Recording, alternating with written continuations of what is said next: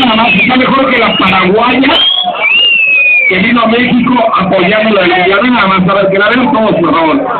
¿Quiere que participen los coaliciones mojadas, sí o no? A ver, hermosa, escucha los premios. ¡A huevo! Pongan mucha atención, chavas. La ganadora se va a llevar 2 millones de dólares.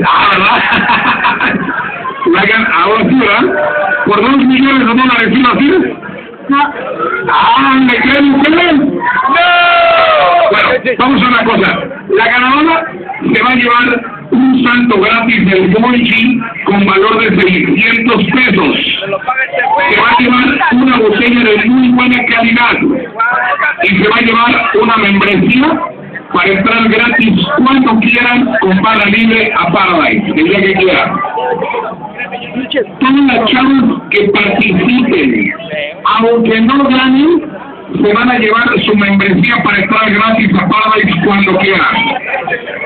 Attention girls, it's a wet t-shirt contest now.